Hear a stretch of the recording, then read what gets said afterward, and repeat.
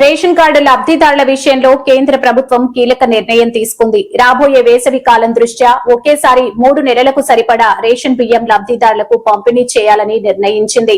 April, మే, June ఈ 3 నెలలకు సంబంధించిన బియ్యం ఏప్రిల్ నెలలోనే పంపిణీ జరిగేలా చూడాలని రాష్ట్రాలకు కేంద్ర పౌర సరఫరాల శాఖ లేఖలు రాసింది.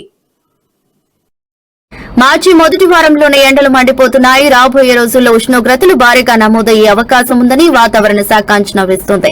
ఈ నేపథ్యంలో రాబోయే ఎండలను దృష్టిలో ఉంచుకుని కేంద్ర ప్రభుత్వం తీసుకున్న ఈ నిర్ణయం దేశవ్యాప్తంగా తెలంగాణ రాష్ట్రంలోని రేషన్ కార్డు లబ్దారులకు సన్నబియ్యం పంపిణీ చేస్తున్నారు. ఒక్కో లబ్దారుడికి నెలకు 6 కిలోల చొప్పున సన్నబియ్యం తెలంగాణ ప్రభుత్వం పంపిణీ చేస్తుంది. కాంగ్రెస్ ప్రభుత్వం వచ్చాక రాష్ట్రంలో ఫుడ్ సెక్యూరిటీ కార్డుల సంఖ్య పెరిగింది. దాదాపు 1 కోటికి పైగా కార్డులు ఉన్నాయి. ఒకేసారి 3 నెలలకు సరిపడా కోటా ఇవ్వాలని కేంద్రం సూచించడంతో ఆ మేరకు సరిపడా బియ్యం కోటా నిల్వలు సాధ్యాలను తెలంగాణ ప్రభుత్వం పరిశీలిస్తోంది.